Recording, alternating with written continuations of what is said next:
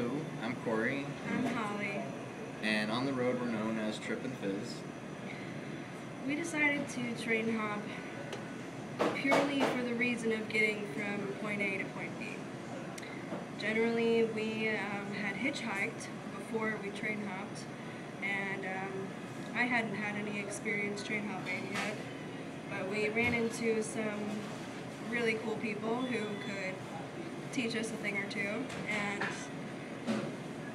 their names were Crisis, and Ariel.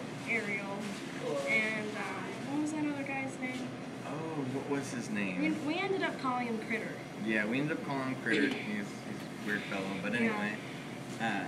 Crisis was the real tall guy. He had a tattooed face, and he was called Crisis because if when things went down, he was gonna be a crisis.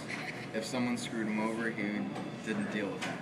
But anyway, and that's a big part of who a lot of train hoppers are.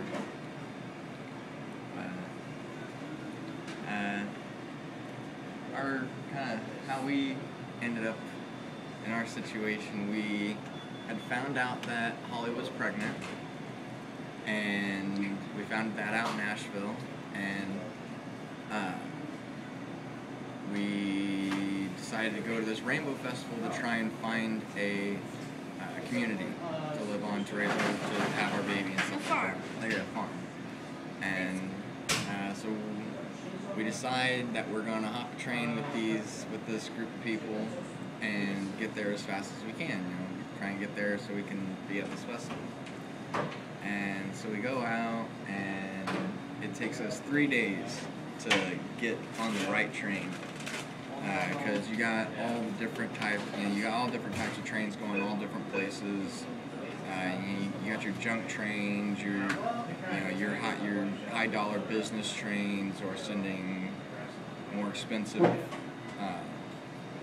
consumables, I guess. But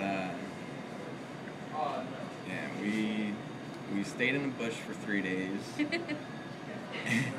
And with various trips back and forth from the gas station.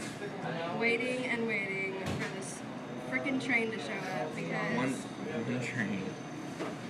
Yeah, one train, and it had to have 3 cabooses on it and be going west. And we ended up, after the 3 days, we got on that train. It took us 8 hours away from where we were to Knoxville, Tennessee. And when we got there, we basically we were on the third caboose from the front.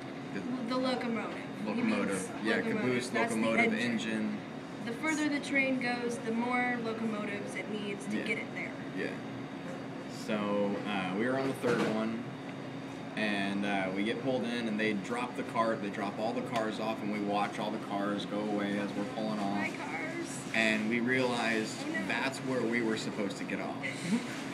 And so we didn't get off, and a worker came by and opened the door. And when he opens the door to this locomotive, he looks in. His first thing he sees is Crisis. He sees this scary looking tatted up dude, face tats, scrawny but tall, and just and you could see the look on his face was just he was terrified. Yeah, with blonde dreads, and just terrified. And aside from him, he saw 4 other people, so altogether 5 people. 5 hippies and 2 dogs. 5 hippies and 2 dogs. And he slams the door, gets off the train, and goes and gets another, the bull for that night.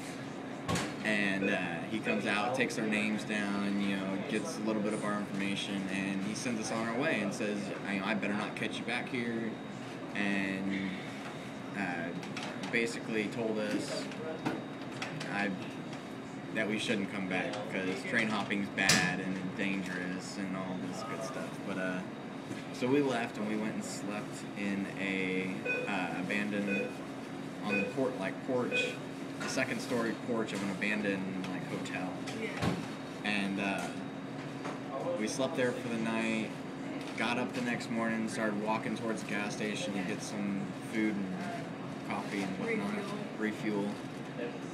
And we're walking across this bridge, and another bull pulls up, and he's talking to us, and he was like the main in bull. his official uniform. Yeah,